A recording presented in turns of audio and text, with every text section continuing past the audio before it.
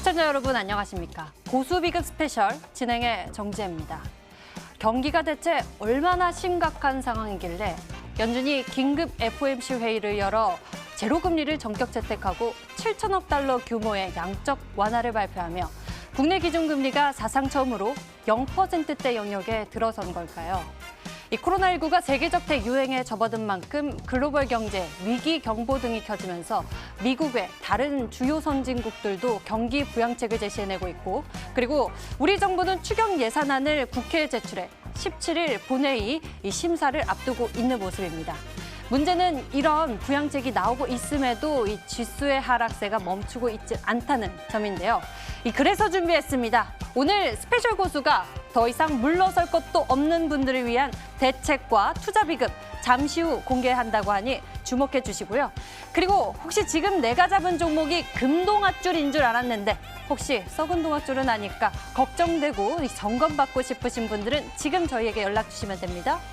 서울전화 02786-1022 또는 1023번 전화 2대가 열려 있고요. 문자 번호는 1899-5086으로 종목명, 매수가 비중 모두 적어서 저희에게 보내주시면 됩니다. 그리고 인터넷 검색창에 수익 만세 검색을 해보시면 첫 번째 링크를 따라 저희 홈페이지로 찾아오실 수가 있는데요. 가운데 위쪽 수익 만세 문자 상담 글자가 있습니다. 클릭하시면 여러분이 보내주신 고민 문자들 확인해 보실 수 있고요. 잠시 후 종목 진단 도와드리니 지금 먼저 알고 싶으신 종목들을 연락 주시면 되겠습니다. 자, 오늘 연락 주신 분들 가운데서 스페셜 시청자 한 분을 꼽아 저희가 전문가와의 스페셜 콜 연결해 드립니다. 종목에 대해서 집중 케어를 받을 수 있는 기회이니 서둘러 연락 주셔서 행운의 기회 챙겨보시길 바랍니다. 위기 뒤에 기회 있다고 합니다. 이 많은 투자자들이 좋아하는 말이기도 하고 바라는 바이기도 한데요. 지금 상황이 어렵다고 해도 너무 지치거나 힘들어하지 마시고요. 앞으로 우리에게 올 수 있는 그 기회를 기다리면서 지금 꼼꼼한 전략 세워보시길 바랍니다. 그 전략을 세워줄 오늘 스페셜 고수 화면으로 먼저 만나보시죠.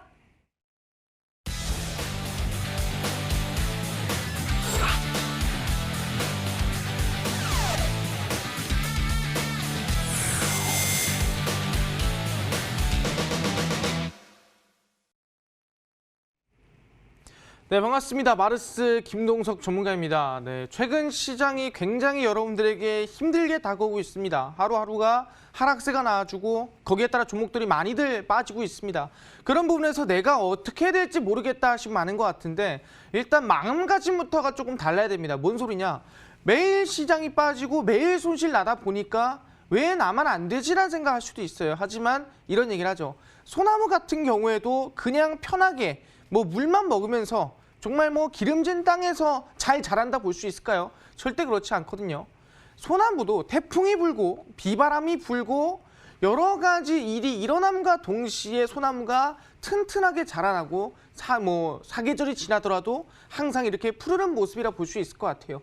그런 모습에서 여러분들도 마찬가지입니다. 이 주식시장에서 살아남는다는 게 사실상 이 급락장도 나오고 하락장도 나오겠지만 그 안에서 우리도 성장해 나가고 충분히 다음번에는 똑같은 손실, 똑같은 우리는 이 실수를 하지 않으면서 큰 수익을 낼 수 있다라고 자신할 수 있을 것 같거든요. 그러니까 오늘 여러분들 배우시면서 다음부터는 똑같은 실수 아니라 그리고 다시는 우리는 최저점에서 큰 수익을 볼 수 있는 방법들을 배워가시겠다라고 얻어가시면 될 것 같습니다. 근데 중요한 게 뭐냐면은 솔직히 강의도 중요하겠지만 내 종목이 어떻게 될지가 궁금하신 많은 것 같아요. 내가 이 종목 들고 가야 되나? 아니면은 지금 급락 많이 나왔는데 자르고 새롭게 올라갈 종목을 잡아야 되나? 아니면 이 종목 비중이 너무 큰데 이 비중 어떻게 되나 궁금한 거 많거든요. 그래서 아까 저희 이분 앵커님이 말씀하셨죠. 오늘 문자로 보내주시는 분들 제가 문자 상담 최대한 많이 해드릴 거예요. 왜? 많은 분들이 어려우니까 힘드니까 당연한 겁니다. 그러니까 문자 아까 말씀하신 번호로 많이 보내주시고요. 그리고 스페셜 콜이라고 이제 저랑 직접 전화하면서 상담할 수 있습니다. 그러니까 그 전화도 많이 해주시고 문자도 많이 보내주시면은 오늘 최대한 정말 대종목이고 많은 종목 다 해드릴 테니까 꼭 보내주셔라 말씀드리도록 하겠습니다. 그럼 오늘 강의 시작했는데 바로 더 이상 물러설 곳이 없습니다. 무슨 소리냐? 제가 오늘 안경을 빼고 나왔죠. 그만큼 중요하다는 거예요. 지금 시장이. 안경을 우리가 보통 중요한 글을 읽을 때 안경을 빼고 읽죠. 그리고 마찬가지입니다. 그래서 오늘 안경 일부러 좀 안경 빼고 왔는데 그래서 시장 대폭락 대응법입니다. 이제 더 이상 우리 물러설 곳이 없어요. 여기서 이제 우리가 더 손실이 난다고 해서 30%가 35% 되는 겁니다. 그럼 얘기하는 게 지금부터 우리가 어떻게 대응해야 되는가 또는 다시는 실수하지 않을 방법들을 알려드릴 테니까 오늘 집중해서 어떤 종목이 이 시장에서 이길 종목인가 알아가시길 바라겠습니다. 일단 보시면 아시겠지만 코로나19에 대해서 우리가 얘기할 필요가 있습니다. 왜 코로나19가 지금 심각해졌냐? 코로나19가 얼마나 심각하냐? 뭐 중국에서 몇만 명 걸린 거 압니다. 대한민국 근데 확산세 좀 주는 거 아닐까요? 라고 하겠지만 대한민국만 줄고 있다는 거예요. 뭔 소리냐? 최악의 코로나19 사태입니다. 전 세계적으로 역대급으로 한 번도 이런 적이 없었습니다. 사스, 메르스, 에볼라 단 한 번도 이런 적이 없었어요. 근데 정말 전 세계적으로 흔히 팬데믹이라고 하죠. 최악이 왔다라는 거예요. 현재 미국의 확진자 수는 3,000명입니다. 하루에 500명씩 늘고 있어요. 말도 안 되는 숫자가 미국에서 폭증하고 있습니다. 이란 같은 경우에 14,000명이 넘었습니다. 말도 안 되는 숫자죠. 근데 중요한 게 뭐예요? 이탈리아는 24,000명이 넘었어요. 그 24,000명이야 뭐 늘 수 있다 봅시다. 하지만 하루에 사망자가 370명씩 사망하고 있습니다. 그 정도로 위험한 병이고 그 정도로 지금 전 세계적으로 많은 관심과 리스크를 지내고 있는 병이라고 말씀드릴 수 있을 것 같아요. 우리가 살아오면서 정말 이러한 위험한 병이 있었는가? 이 정도로 위험한 전염병이 있었는가? 솔직히 돌이켜봤을 때 제 인생상에는 이만한 병이 없었다고 생각합니다. 뭐 메르스나 에볼라 때나 사스 때도 위험했죠. 하지만 이만큼은 아니었던 것 같아요. 미국의 확진자가 있다면 대한민국 확진자가 없었고요. 대한민국 확진자 있어서 미국에 없었습니다. 전 세계적 이 팬데믹 사태가 나온 거는 거의 처음이라 볼 수 있을 것 같아요. 그렇다면은 매번 전염병이 돌 때 항상 이루어지는 사이클이 있습니다. 매번 전염병이 돌거나 위험이 닥쳤을 때 매번 도는 사이클이 있어요. 그 사이클을 우리가 파악을 한다면은 다음번에는 이번 같은 폭락에 대한 손실들, 폭락에 대한 대응이 아니라 이제는 어떤 종목을 50%에 팔지, 100%에 팔지, 언제 팔지 고민하고 있지, 내 손실을 고민하고 있지는 않을 거라는 거예요. 그러니까 오늘 방송, 오늘 강의를 보신 분들은 나는 다음부터는 최저점을 찍어서 50%는 100%는 수익 낼 수 있을 거고 지금 이 시장 폭락 나온 상황에서도 우리는 승리할 수 있는 방향을 알 수 있을 것이다. 말씀드릴 수 있을 것 같습니다. 그럼 지금부터 시작합니다. 우리는 이 코로나19가 어디부터 시작해서 어떻게 되는지 우리 과정을 알아야 돼요. 과정을 모르시는 분들이 있습니다. 그냥 코로나19가 그냥 터져보기로 됐구나. 그게 아니에요. 그렇기 때문에 지금부터 하나하나 말씀드립니다. 12월 31일입니다. 중국에서 원인불명의 폐렴이 뜨게 됩니다. 근데 이게 뉴스가 떴어요. 그것도 흔히 우리가 볼 수 있는 메인 뉴스에 떴습니다. 근데 아무도 관심이 없었어요. 사스와 비슷한데 중국에서 우한에 있는 해산물 시장에서 집단 폐렴이 걸렸다. 그러면서 뉴스는 나오지만 모든 사람들이 무관심했습니다. 왜? 대한민국이 아니니까. 중국에서 전염병이 걸렸네? 근데 왜 무관심했냐면은 그 얼마 전에 중국에서 흑사병이 돈다라는 말이 있었어요. 그래서 흑사병이 돌면서 과거처럼 정말 몇천 명이나 몇만 명이 죽어나갈 수 있지 않느냐 이게 나왔는데 흑사병이 하루 그냥 이슈 나오더니 끝나버렸죠. 그것처럼 사실상 그 당시에 흑사병 때문에 2019년 10월 31일이 많은 분들이 조금 익숙해진 상태였어요. 뭐 이러다 말겠지 뭐. 이러다도 사라지겠지 뭐라는 생각에 무관심했습니다. 근데 그 이후에 갑자기 어떻게 되냐면은 중국에서 갑자기 확진자가 조금씩 늘더니 일본에도 확진자가 생겼고요. 태국에도 확진자가 생겼고요. 유럽에도 확진자가 생겼습니다. 물론 그 당시에는 확진자가 100명, 200명이 아니었어요. 1명, 2명. 그냥 첫 확진자. 일본의 첫 확진자, 태국의 첫 확진자, 유럽의 첫 확진자가 다른 나라에 생기면서 조금씩 위험 부담감이 커지고 있었습니다. 거기서 제일 위험했던 건 뭡니까? 대한민국에도 확진자 생기면 어떡하냐. 지금 바로 위가 중국이고 우리나라까지 오는 길이 솔직히 어렵지 않거든요.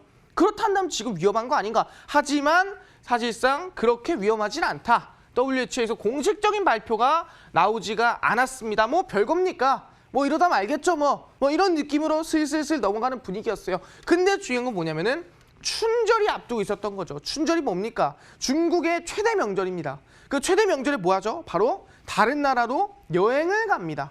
그런 부분에서 대한민국이 바로 밑에 있는데 그리고 실제로 대한민국의 화장품이라든가 대한민국 관광품들 모든 것들 사러 옵니다. 대략 13만 명 정도가. 그렇다면은 그 13만 명 정도의 그 많은 인원 중에 우한 폐렴 그 당시에 걸렸던 사람이 없었을까요? 충분히 있었을 거라고 봤습니다. 하지만 많은 분들이 관심이 없었고요.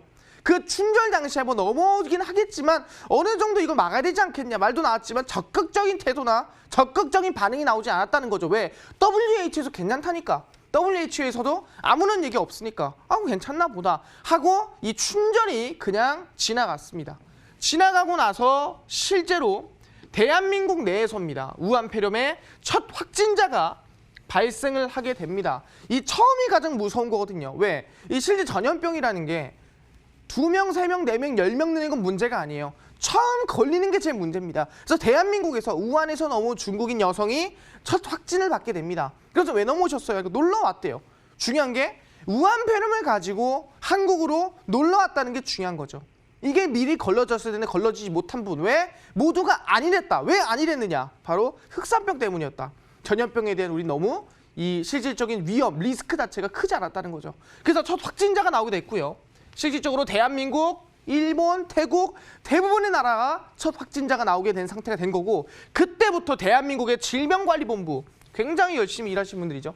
그 국내 질병관리본부 분들과 WHO가 관심을 이제 슬슬 가지기 시작합니다. 이거 전 세계적으로 이제 조금씩 퍼지고 있구나.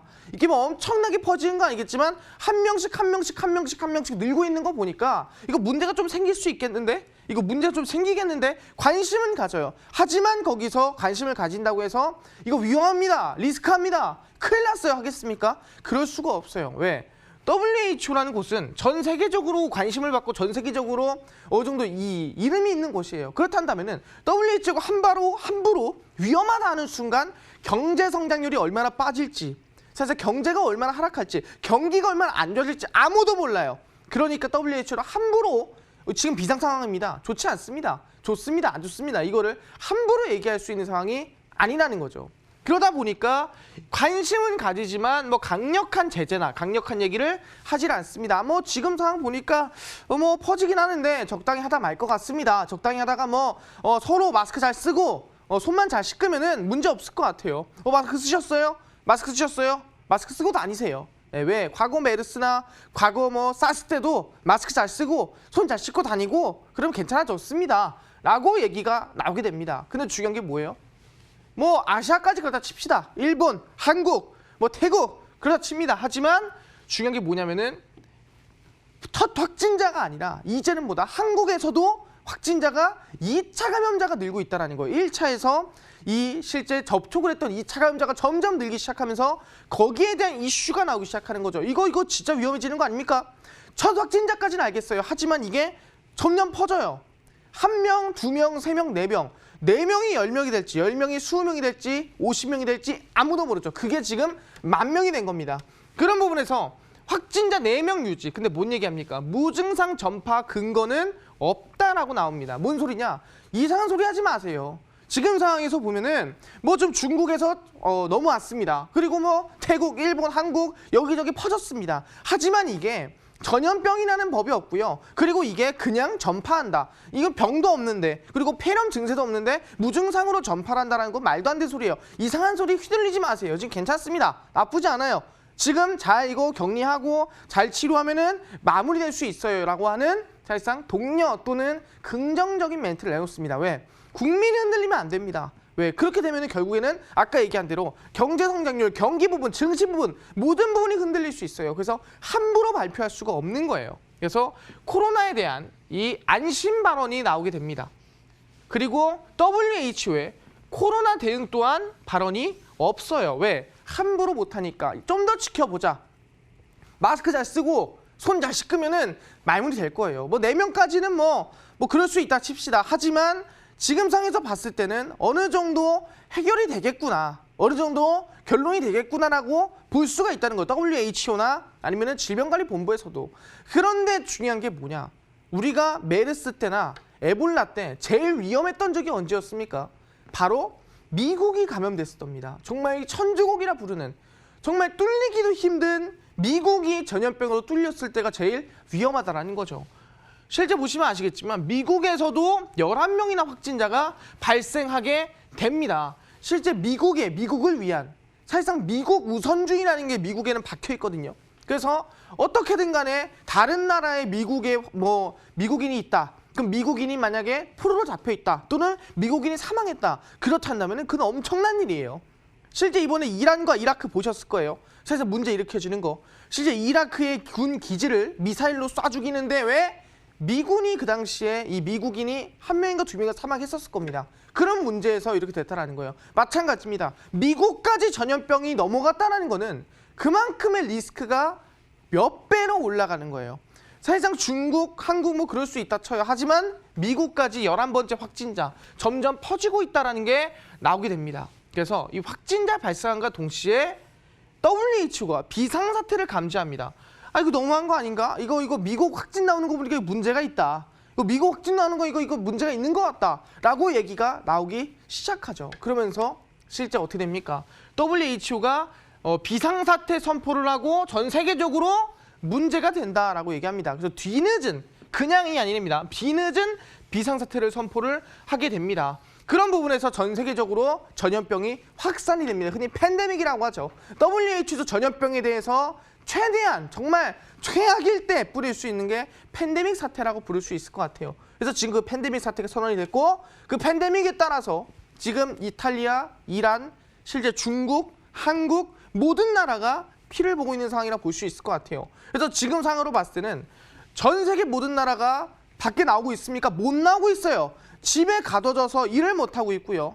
일을 못하다 보니까 당연히 생산력이 떨어지겠죠. 생산력이 떨어지니까 뭡니까? 사람들 뭐 살아나가나요? 살아나가지도 않습니다. 생산력과 수요가 떨어졌습니다. 뭔 소리냐? 물가 성장률과 GDP 성장률 같이 떨어졌습니다. 그럼 GDP 성장률과 물가 성장률이 떨어지면 뭐가 떨어질까요? 경제 성장률이 떨어지겠죠. 그럼 경제 성장률이 떨어지면 뭐가 떨어지겠습니까? 증시가 떨어지겠죠. 그래서 지금 증시가 빠진다 볼 수 있을 것 같은 거예요. 대한민국도 지금 밖으로 못 나갑니다. 왜? 걸릴까 봐. 마스크도 지금 줄 보세요. 40명씩 50명씩 줄 서 있습니다.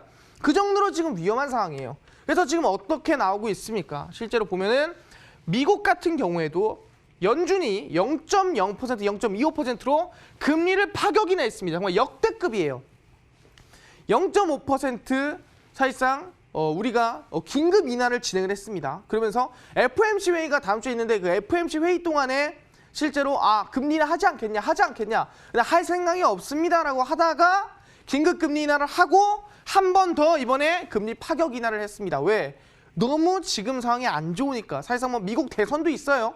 이번 2020년 11월에 미국 대선도 있다 보니까 그 대선의 지지율을 지키기 위한 것도 있겠지만 지금 경기가 그만큼 안 좋다는 거예요. 지금 돈을 풀지 않으면 답도 안 서고 지금 돈을 풀지 않으면 지금 코로나19 사태를 이겨내기가 쉽지 않다는 거예요. 그때 얘기했죠. 미국이 왜 코로나19가 사망자가 5%가 넘고 왜 사망자가 이렇게 확진자가 늘고 있는가? 보건소에 투자 안 했습니다.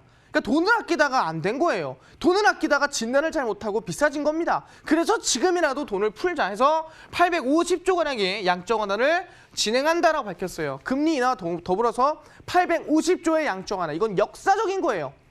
미국이 이렇게 금리 인하를 파격적으로 하고 이렇게 양적 완화를 파격적으로 한 거는 정말 역대급이라 볼 수 있을 것 같습니다. 정말 미국이 위기가 왔을 때 모기지 사태, IT 버블 그 사태가 왔을 때나 이렇게 하는 거지 이렇게 하기 쉽지 않다라는 거예요. 그래서 어떻게 됐습니까? 미국 따라서 대한민국도 오늘입니다. 바로 0.5% 인하를 사상 처음으로 0%대 금리에 도달했습니다. 0%가 아니에요. 0%대입니다. 0. 사실상 우리가 굉장히 많이 낮춰서 0.75%에서 굉장히 많이 낮게 내려갔습니다. 그런 부분에서 지금 미국 할 거 없이 한국 할 거 없이 금리 인하를 열심히 해서 어떻게든 경제를 살려보자, 경기를 살려보자 노력하고 있습니다. 영국은요, 영국도 긴급 금리 인하 했습니다. 중국은요, 돈 풀고 있습니다. 전 세계가 노력을 해서 돈을 풀고 있어요. 어떻게든 간에 금리 인하에서 살려보고 있습니다. 근데 중요한 게 뭡니까? 금리 인하라는 게 경제가 좋아서 하는 걸까요? 아니면 경제가 안 좋아서 하는 걸까요? 이 금리 인하라는 거는 경제가 안 좋으니까 억지로 끌어올리려고 억지로 이거를 반등시키려고 돈을 풀어주는 거예요. 그럼 어쨌든 지금 경기는 안 좋다라는 거거든요.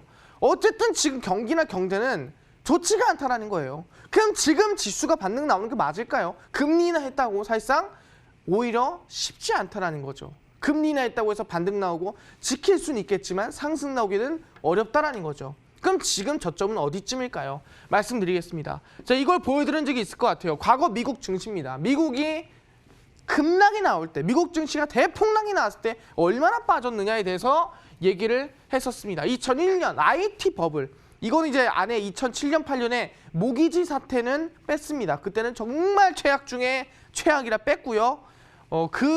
그걸 제외하고 최악인 거 뽑은 거예요. 2001년 다우존스가 29%가 빠집니다. IT 버블이 터졌을 때 29% 급락이 나와주고요. 2011년입니다. 미국의 신용 강등이 나와줬을 때도 신용이 떨어졌을 때도 19% 지수가 급락이 나옵니다. 미국 지수 2015년도입니다. 저 당시에 뭐 중국의 위안화 절하라든가 악재들이 터지다 보니까 마찬가지로 17% 급락이 나와주고요. 2018년도에 미중 무역 전쟁이 터지면서 20% 급락이 나와줍니다. 근데 사실상 지금 국내 증시는 지금 미국 증시가 지금 얼마나 빠졌습니까? 미국 증시 현재 마이너스 27%에서 현재 마이너스 28%입니다. 그럼 뭔 소리냐? 지금 거의 이 구간까지 온 겁니다. IT 버블 사태. 그 당시에 뭐 닷컴, 컴 하면은 뭐 어떻게든 간에 증시 올라가던 그 당시, 말도 안 되던 IT 버블이 꼈던 당시, 그 당시 2000년대 초반의 당시의 시장과 지금의 급락이 거의 맞았다는 거죠. 그 정도로 위기라는 거예요. 우리가 알고 있어야 돼요. 그 정도로 위기가 왔다. 그 정도로 우리는 지금 심각하다. 지금 그 정도로 우리는 리스키하다. 그 정도로 지금 위험하다 볼 수가 있다라는 거죠. 근데 반대로 얘기해 볼게요. 그럼 우리는 항상 이런 생각이 있을 겁니다. 아, 삼성전자 내가 2000년도에 사놓을 걸.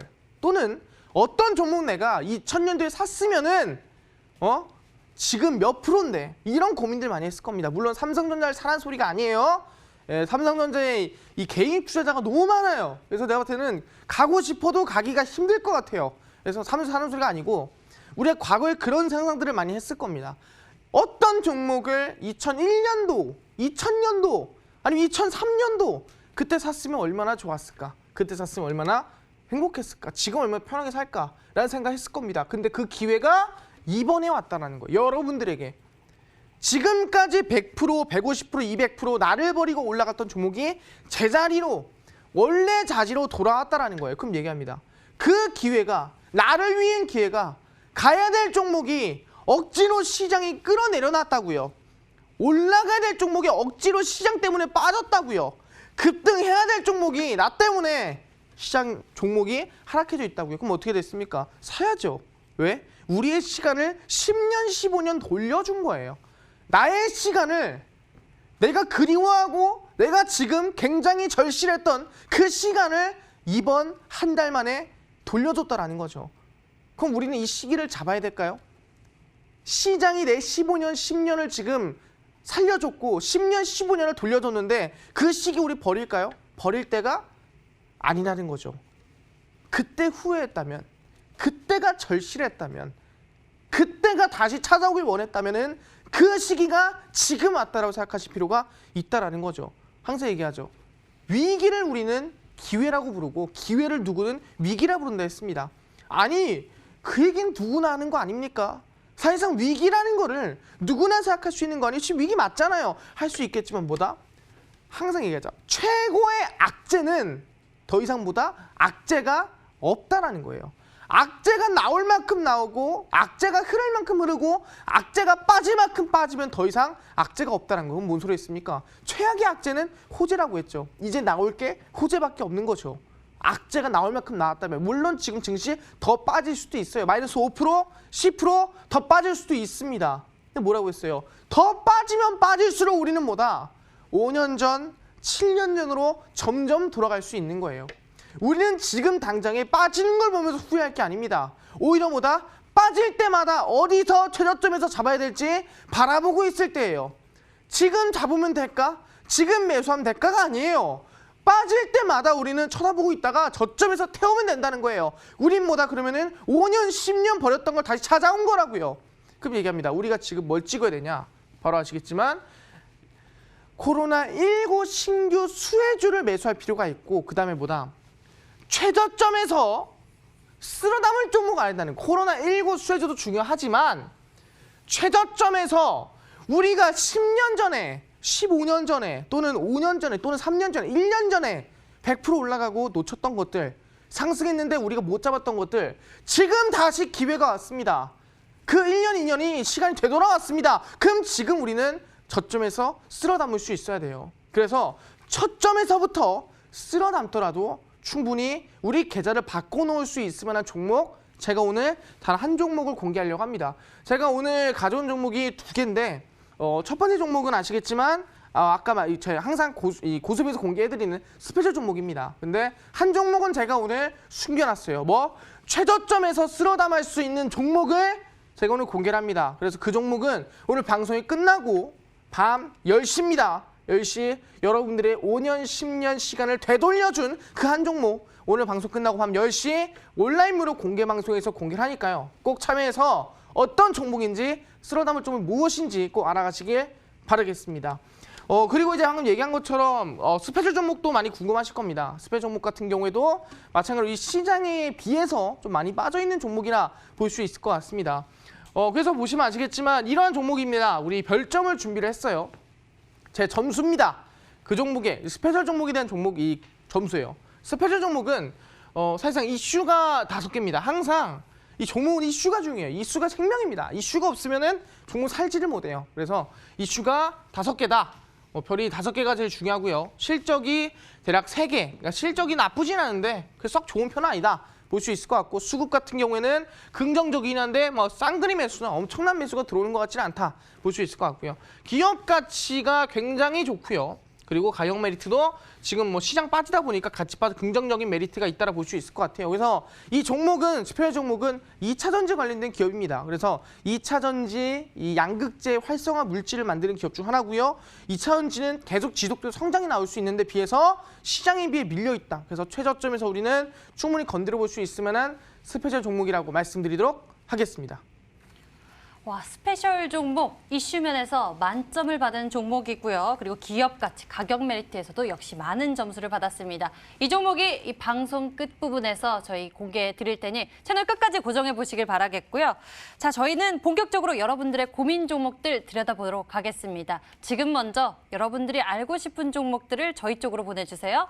서울 전화 02786-1022 또는 1023번 전화 2대 열려 있고요. 문자 번호는 1899-5086입니다. 종목명, 매수가, 비중 모두 적어서 보내주시면 종목 진단 저희가 도와드리겠습니다. 그리고 인터넷 검색창에 수익 만세 검색해보시면 첫 번째 링크를 따라 저희 홈페이지로 찾아오실 수가 있는데요. 문자 상담을 클릭하시면 여러분이 보내주신 고민 종목들 확인해 보실 수 있고요. 잠시 후 종목을 선택해 저희가 종목에 대한 진단 도와드립니다. 지금 먼저 궁금하신 종목들 저희 쪽으로 보내주시면 됩니다. 그리고 연락 주신 분들 가운데 한 분을 선정해 저희가 특별한 상담 도와드립니다. 스페셜 콜, 전문가와의 집중 케어를 받아볼 수 있는 기회이니 빠르게 기회를 잡아보세요. 자, 그럼 지금부터 마르스 전문가와 함께 여러분들의 종목 해결을 위해 출발하겠습니다.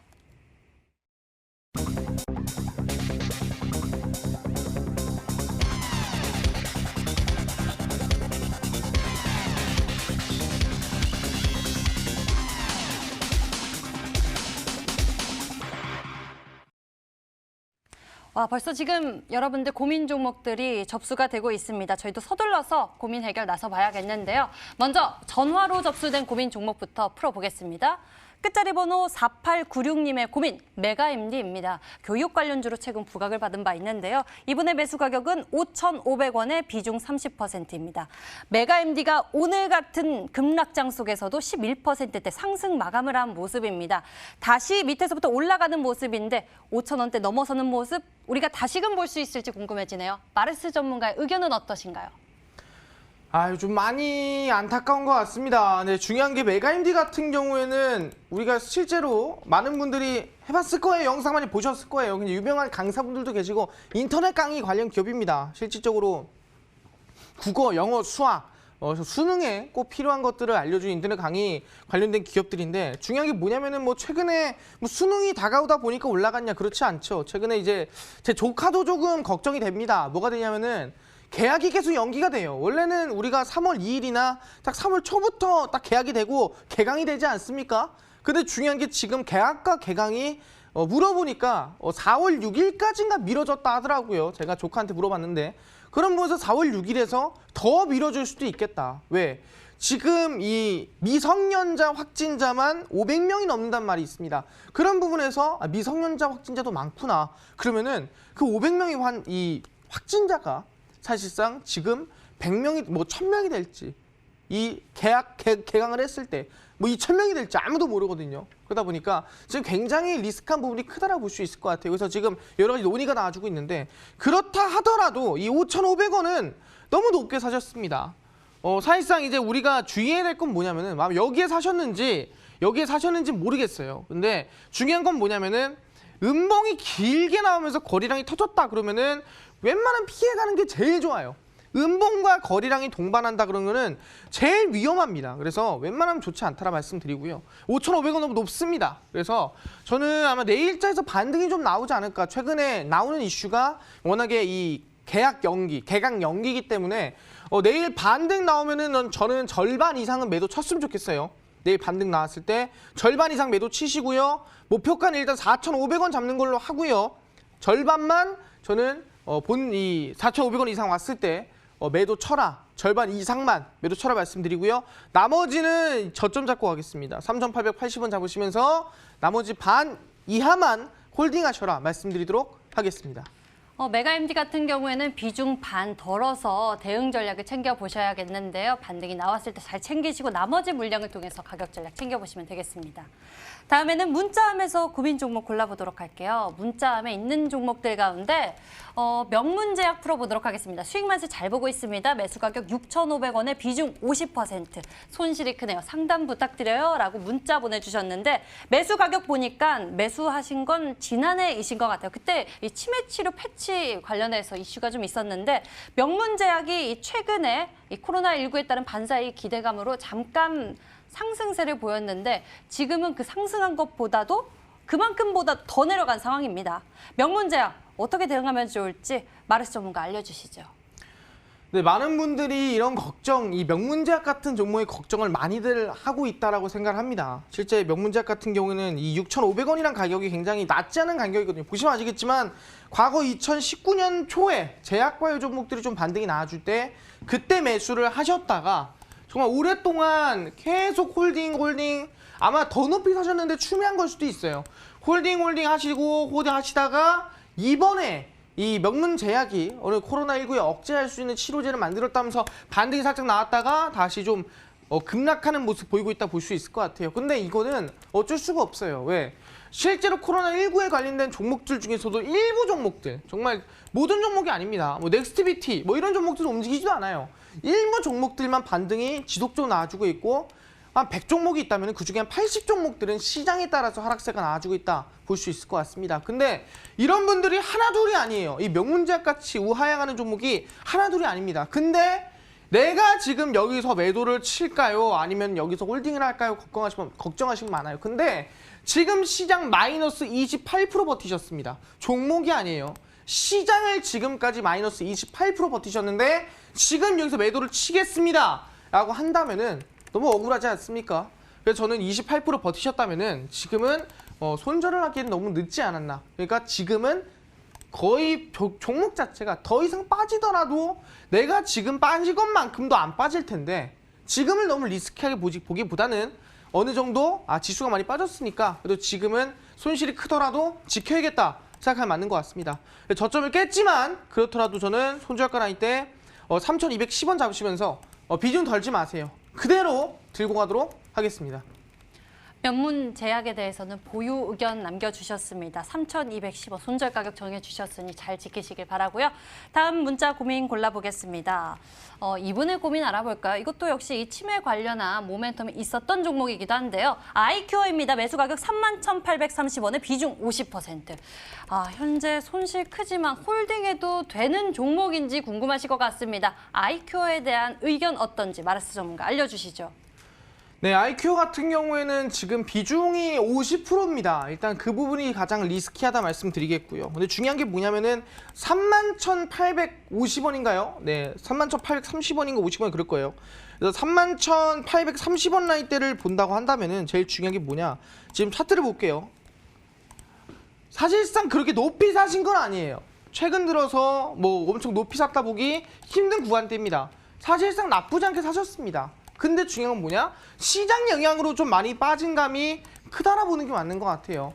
근데 이제 치매 관련주에 제가 별로 긍정적으로 안 보는 게 뭐냐면은 치매가 2018년도에 치매 국가 책임지라는 정책이 있었고 그 정책 이후로 이렇다 할 이슈가 뜨질 않습니다. 치매 패치를 만들었다 하지만 이렇다 할 이슈가 없어요. 그래서 저는 치매 관련주를 긍정적으로 보지는 않습니다. 하지만 아까 말씀드렸죠. 이 급락을 버텼는데 지금 내가 매도를 치겠다라는 건 너무 아까워요. 그래서 이 IQ도 마찬가지입니다. 저는 지금 구간에서 IQ도 지금 거의 저점 라인 때 오지 않았습니까? 너무 걱정하지 마시고 저는 이 16,900원 지키시면서 그대로 일단은 홀딩 하시고 1차 목표가는 일단 25,000원 라인 돌파해야 될 것 같습니다. 시장 반등 나오면 같이 반등 나오고 가서 크니까요. 25,000원 1차 목표가 보시고 그 다음 2차 목표가 매수가까지 보시면서 비중 덜지 마세요. 50% 큽니다. 그러니까 일단 25,000원까지 버티시고 저한테 한 번 더 오시면은 제가 대응해 드리도록 하겠습니다. 그럼 일단은 IQ 25,000원 돌파하는지 여부가 중요하니까 그 지점에서 저희 쪽으로 다시 한번 꼭 연락 주시길 바랍니다. IQ 상담해봤습니다. 자, 이제부터는 특별한 상담을 도와드릴 건데요. 수익 만세 고수와의 스페셜 콜. 하루에 딱 한 분만 선정해서 저희가 전문가와의 집중 케어 도와드립니다. 오늘의 특별한 시청자님 만나볼게요. 안녕하세요. 반갑습니다. 수익 만세입니다. 네, 반갑습니다. 네. 네, 시청자님. 이 어려운 시장 속 어떤 종목 보유하고 계신가요? 예스티가 13,200원 20%고요. 예. 부강약품이 24,000원에 10%요. 예스티 매수 가격 13,200원에 비중 20%, 그리고 부강약품 매수 가격 24,000원에 비중 10%. 네네. 한 종목은 최근에 이 코로나19에 따른 반사에 기대감 있는 그런 이슈도 가지고 있는 종목이고, 예스티 같은 경우에는 이 반도체 관련주로 앞으로의 성장성이 또 기대되는 부분이 있는 그런 종목들입니다. 이 네네. 상황 속에서 우리 시청자님께 어떤 방법이 도움이 될지 저희가 찾아봐 드릴게요. 걱정 마세요. 네. 네. 마르스 전문가님, 두 종목에 대해서 어떻게 판단하고 계신지 진단 도와주시죠. 예, 어머니.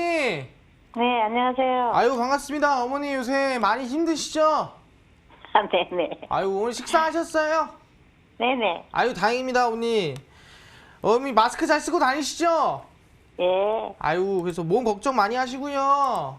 네. 일단 예스티 제가 먼저 봐드릴게요. 아시겠죠? 네네. 예스티가 지금 13,000원이라 하셨나요? 네, 13,200원. 13,200원. 네. 근데 혹시 그 예스티를 매수한 시점이 언제쯤 알 수 있을까요?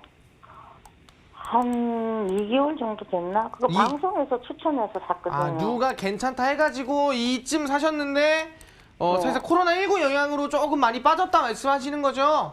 코로나 하기 전부터 빠졌어요. 하기 전부터 사고 빠졌어요?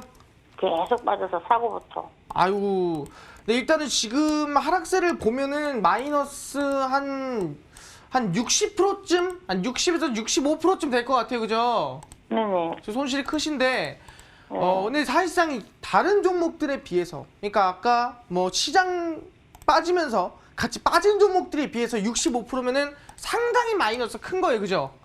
상당히 큰 겁니다. 그래서, 근데 중요한 게 EST가 전력 반도체 만드는 기업 중 하나입니다, 그죠? 네. 그래서 기업적으로 봤을 때는 그렇게 뭐 엄청 나쁘다 할 건 없는 것 같아요. 네. 근데 이제 중요한 거는 시간이 다소 오래 걸린다 볼 수 있을 것 같습니다. 왜냐면은 지금 보면은 이 저점 라인 때가 지금 거의 왔다 볼 수 있을 것 같거든요. 2018년, 2019년도에 찍었던 이 저점 구간이 지금 다시 왔다라 볼 수 있을 것 같은데, 근데 이 저점을 다시 깰 수도 있어요. 더 깰 수도 있거든요. 시장 더 빠지면은. 근데 지금 오래 버티셨잖아요, 그죠? 13,000원부터 지금 거의 뭐 3달째 지금 버티고 계신데, 이거를 지금 시장 많이 빠진 상태에서 매도를 친다는 거는 너무 안타깝다는 거죠. 왜? 시장이 많이 빠진 만큼 어쨌든 반등도 나올 거예요. 그럼 시장 반등 나오면 예스도 반등 나올까요? 안 나올까요? 나오겠죠? 나오겠죠. 그러면은 지금 파는 게 이득이겠어요? 아니면 좀 기다렸다 반등 나올 때 파는 게 이득이겠어요? 반등 나오면 이득이죠. 그죠? 그래서 저는 네. 지금 팔면 좀 손해 같아요. 그러니까 얘가 뭐 엄청나게 올라간다라고 솔직히 말씀드리긴 어렵겠지만 지금 파는 거 자체는 좀 손해가 크다. 그래서 반등 일단 8,000원까지 볼게요, 어머니. 아시겠죠?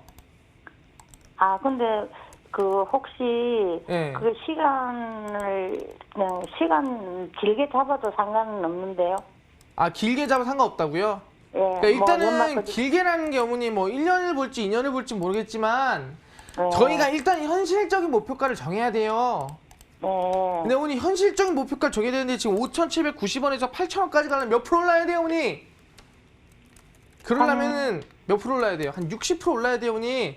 네. 예, 이것도 되게 높은 거예요. 지금 상황에서 보면은 빠진 거는 마이너스 65%지만 지금 시장이 5,790원 시작하는 거잖아요. 그죠? 네. 그럼 여기서 이렇게 올라가려면 8,000원도 5, 60% 올라가야 8,000원 라인대라는 거예요, 어머니. 그래서 이것도 좀 오래 봐야 돼요. 아시겠죠? 그래서 조금만 몇 개월, 한 3, 4개월 본다고 생각하시고 ST는 비중 덜지 마시고요. 일단은 저점 라인대 좀 5,400원 잡으시면서 홀딩하는 걸로 하고요. 일단 길게 보고 1차 목표가는 일단 8,000원 잡고 저희 길게 천천히 좀 끌고 가는 걸로 할게요. 네. 예, 어머니 그 두 번째 부강약품이시죠? 네네. 부강약품이 아까 보니까 24,000원이라 하셨나요? 네. 비중이 얼마라고 하셨죠? 10%. 10%요. 어머니 왜 이렇게 꼭대기 사셨어요? 그때 그냥, 아이고. 어머니 네네. 이거 봐봐요. 어머니 보이세요? 피레침?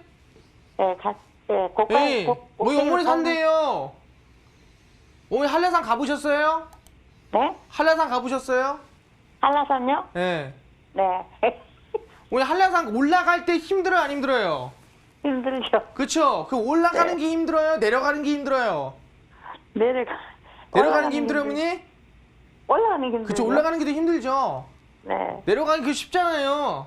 네. 근데 내려갈 땐 뭐가 중요하냐면 위험해요, 어머니. 네. 올라가는 거는 힘들지만 내려가는 건 위험하거든요. 네. 근데 어머니가 딱 위험할 때 샀어요. 딱 내려가기 위험할 때 사셔가지고 계속 내려온 거잖아요, 그죠? 네네. 지금 거의 뭐 입구까지 오셨어요. 네. 그래가지고 지금 솔직히 조금 이번에 반등 나와가지고 좀 괜찮으셨죠, 그래도. 네. 근데 매도 안 하셔가지고 좀 안타깝긴 한데 일단 부강약품 자체가 이번에 코로나19에 대한 이 뭐 치료제라든가 이런 부분에서 좀 특허 때문에 이슈를 받았거든요. 네. 그래서 반등이 나왔는데 저는 이 종목 같은 경우에는 그래도 이번에 반등이 조금 나와주면은 비중 10%잖아요, 그죠? 네. 절반 정도는 더 줘도 괜찮을 것 같다 생각하거든요. 그래서 이슈를 받아서 반등이 나오잖아요. 네. 그래서 한 18,000원 돌파가 나오면은 네. 그때 절반은 덜어내는 걸로 합시다, 어머니. 아시겠죠? 네. 너무 높이 샀어요. 이건 진짜 너무 높이 샀기 때문에 우리 네. 절반은 18,000 넘으면 더는 걸로 할게요. 어머니 괜찮겠어요? 네. 예, 오늘 손절가도 잡아드릴게요.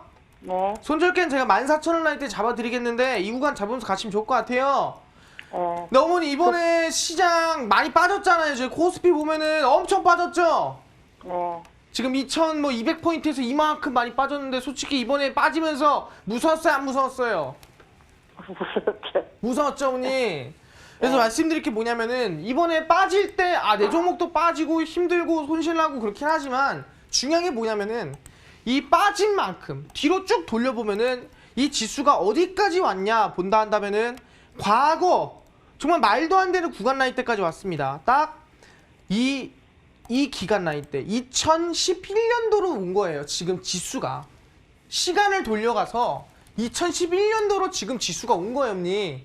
그러면 뭔 소리냐면은 어머니가 2011년도에 주식시장에 있었다면은 내가 이걸 잡았을 거다 하는 종목을 잡을 수 있는 기회가 지금 9년을 지나서 다시 왔다나 볼 수 있는 거거든요, 어머니. 네. 여기서 찍은 사람들은 손실이 크겠죠. 찍은 사람도 마찬가지로 크겠죠. 하지만 이거를 기회로 보자면은 우리는 2011년도에 시작해서 지금까지 올랐던 종목을 다시 매수할 수 있고 다시 저점에서 우리가 9년을 거슬러 올라가서 찍을 수 있는 매수 라인 때가 지금 왔다라는 거니 그러면은 뭐 50%든 100%든 갔던 종목 제자리 왔으면은 그것도 억지로 시장 때문에 끌어내려가지고 하락한 종목 있으면 어머니는 찍어야겠어요? 아니면은 또 지켜보셔야겠어요? 찍는 게 맞겠죠, 어머니? 네. 2011년에 주식 하셨어요? 네. 하셨어요? 어머니 그때 종목 찍었어야 되는데 아쉬운 종목 기억나세요, 혹시? 잘 모르겠어요. 잘 모르겠어요, 어머니. 상선전자라도 찍었으면은 한 30-40%안 봤을까요?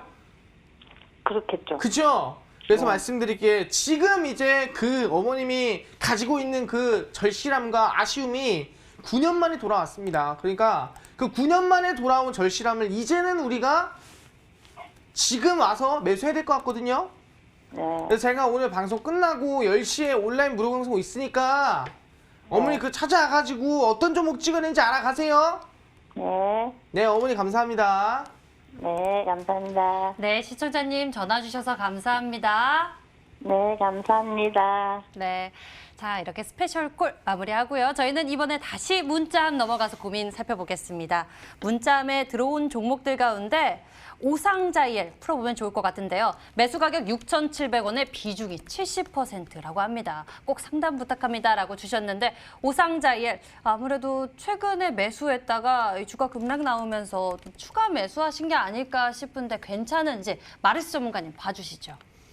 네, 오성자이엘 같은 경우는 마찬가지 최근에 좀 이슈되고 있는 게 진단키트 관련된 기업들입니다. 왜냐하면은 실제로 미국이나 다른 나라 같은 경우에는 진단키트 자체가 비싸기도 하고요. 진단받는 게 또 어렵기도 합니다. 그래서 대한민국의 진단키트가 해외로 좀 나가는 경우 많다 볼 수 있을 것 같은데 마찬가지로 오성자이엘 같은 경우도 진단키트 관련된 기업 중 하나라고 말씀드릴 수가 있을 것 같습니다. 그래서 말씀드린다 한다면은 지금 주가가 단기적으로 급등이 나와줬습니다. 근데 최근에 아까 말씀드렸죠. 한 100종목이 있으면은 100종목 중에서 한 10종목 정도만 계속 올라가고요.